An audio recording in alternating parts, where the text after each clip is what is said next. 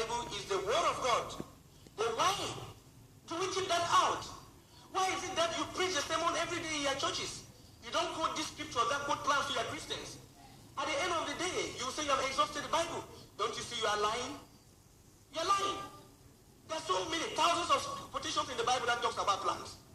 You have never quoted them to your patients, but you say you have exhausted the Bible. Don't you see you are lying, holding the Holy Scripture and lying on them? You don't want your Christians to know. I'm a holistic doctor, not just a traditional doctor who just gets up, walking. I'm conceived born as a holistic doctor. I also study to have a certificate as a holistic doctor or a naturopathic doctor. So I understand what I'm saying here, and I want that as I'm preaching this gospel of holistic healing, you go watch the numbers passing under your TV sets. You send your messages, because I'll create time to visit these messages, and I will go through to help you maybe answer your questions concerning holistic medicine or wherever you have worries concerning your health. I've been practicing for more than 21 years. I've been educating the society day in, day out. I've been going out of Cameroon, attending international seminars, educating people, pouring out holistic knowledge that has been Christianized, because I'm completely against anything that my spirit says is not of God. I think I will quote a scripture here to show that everything that God created, He made it good. In Genesis, they say when God created everything, when He was through, He turned and looked at everything and He said, it is good. Why do I allow people to condemn certain things that are not good? Their tradition, as I was asking question that the pastors who say tradition is not good, do they know that both the Old and New Testament, their preaching is still a tradition? That is why they call the Holy Spirit, they use their pronoun He. The Holy Spirit is neither a man nor a woman. Why do they call Him He? Why is it that in the old scriptures, you only hear Angel Gabriel, Angel Michael, Angel this, you don't hear about Angel Susan, Angel Elizabeth, Angel this? Does it mean that women don't have any place in the scriptures? Why is it that the Bible says in heaven you have God the Father, God the Son, and God the Holy Spirit? And they say the Father is a man, the Son is a man, and the Holy Spirit, they still use the pronoun He to define. It means that there's no woman in heaven. All these things, the people who wrote them, they were traditionalists. They kept the women aside, calling everything to look as if everything divine is of men. And then we don't hear about Angel Susan, Angel Mary, and so on. We only hear about men. This tradition, what they are reading, whether New Testament is tradition. Then why you brought this tradition, instead of using it to build our tradition in Africa, you are using it to destroy our tradition. Instead of using it to scare away demons and evil forces in this God-blessed, ordained medicine, African traditional medicine, you are instead using it to blackmail it and destroy it, causing people to dwell under ignorance, under sickness, disease, pain, and suffering, and death. On the last day, those who are involved will be judged. God is a God of varieties. God is not foolish to have created different tribes with different cultures and beliefs. God is not foolish to create different people of different heights, different colors, different tongues. God loves varieties. Why is it that you are under your variety and you're condemning another thing, creation of God, condemning it, blackmailing it? Instead of refining it, we acknowledge. We should know on the last day, people will be judged, because ignorance in itself is a sin, it's a crime. So you will not say you were ignorant. Especially those who are preaching the reign in society, they will have a greater judgment. In Genesis 9 verse 3, please, you can open your Bibles. Let's go together. In Genesis 9 verse 3, I quote, every moving thing that lives will be food for you. I give to you all things as I gave you the green plant. Hallelujah. God says for every moving thing that lives,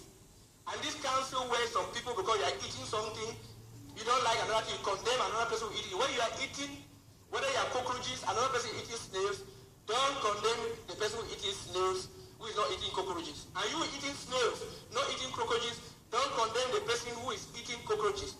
If you are eating your synthetic medicine, you are not eating traditional medicine, don't condemn the person who is eating his traditional medicine, and so on. We only condemn what we know is harmful to the human system.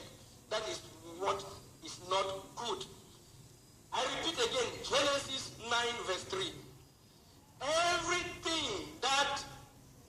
Every moving thing that lives, that has life, will be for food for you.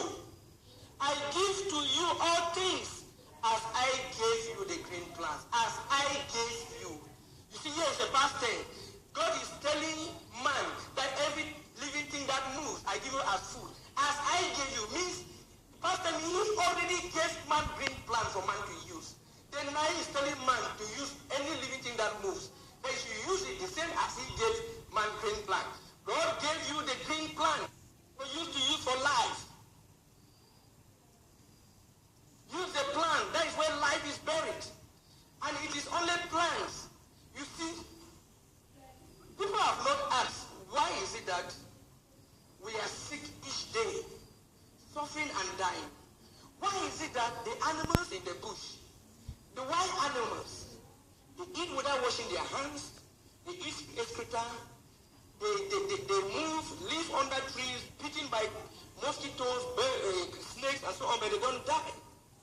Why is it that man, who is supposed to have power, dominion, and resistance more than them, is instead sick and dying when attacked by these things?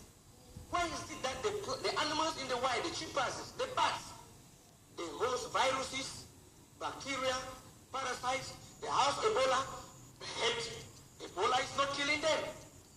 Why? Because they are not breaking the principles.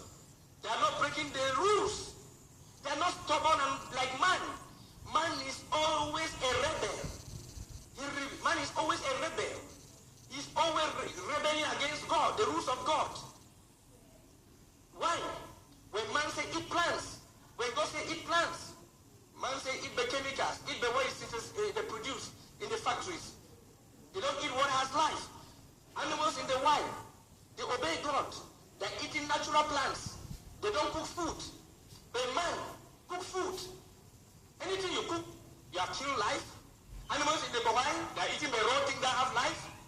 But we disobey God. We eat artificial things, things that don't have energy. They don't supply the vitality, the vim, the vigor in the system. They don't have life. Even if we even manage to eat what has life, it has been poisoned. It has been denatured. The DNA has been altered. We're not eating genetically modified foods. Not eating food that contain God DNA, but now food that contain man's modified DNA. Even if we even get this bad food, to manage it and eat it like that, we kill it before we eat. How do you kill their food? When you cook food, you kill it. You kill life in it. What they only take is the calcium, magnesium, manganese, phosphorus, potassium. Those are not the things that give life. What gives life are the enzymes, the hormones, the radiations that are in the plants. The enzymes, the hormones, they are what have electricity. The pheromones, they are what give life. You destroy them. You destroy the enzymes. What you take in are just chemicals, just to maintain and support you a bit. There's no life. The animals in the wild, they consume everything with their life. Disobedience. This boy used to wear as a man's problem is coming from breakage of law. We keep breaking the laws and breaking the laws and breaking the laws without any second thought. Let's go to Psalms 104, verse 14 to 15. Please, I will still, you can still keep sending your messages. I know people are already sending messages, many messages coming in. I will visit them. Send them through the numbers running under your television screens. Psalms 104, verse 14 to 15. He causes the grass to grow for the cattle and plants for the service of man. in order that he may bring forth food out of the earth, and wine that makes glad the heart of man, and oil to make his face shine, and bread that strengthens man's heart. I'm interested where they talk about the pew plants, although the bread and water, so everything here, all still tell about around plants. He causes the grass to grow for the cattle. When you hear grass, everywhere you see grass in the Bible means not medicine. But if you hear head means medicine. Or plants means medicine. And the plants for service of man in order that he may bring forth food out of the earth.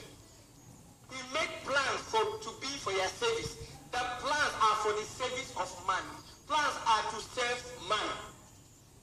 He did not say man should serve plants. Plants are there to serve you. Why are you running away from plants? God said the plants are there to serve you. The plants have been given exclusive right to bring out food from the earth. Meaning there's food buried in the earth. But the food inside the earth is unrefined. It's toxic, contains germs, bacteria, microbes, parasites, evils. But God has given exclusive right for the plants. And he has created plants with a mechanism, exclusive mechanism, that it is only plants that are able to extract the toxic iron in the soil, purify it to make it to become good iron. The toxic calcium, purify it to become good calcium. The toxic manganese, toxic phosphorus, toxic potassium, the toxic elements, purify them using the mechanism God has given them. Then use the light and so on to carry out photosynthesis and all the other processes to manufacture food, medicine, and everything that man needs. They first produce it to use for themselves, to grow, to heal themselves. That is why when you go to the forest, when you wound a plant, you peel a bark of tree. On coming back after 3 or 4 or 5 or 6 months, the tree has healed itself. Nobody came and applied medicine, plaster it. The plant healed itself because it possesses the healing powers. Then God has asked man, he said the plants are for your service. In Psalms 104, verse 14 to 15, the plants are for your service. And he has asked you to visit the plants to get it for your service. Why are you running away from it?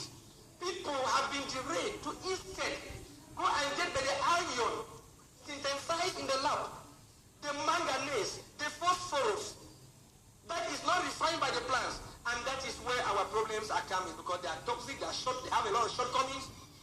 We get those from the plants.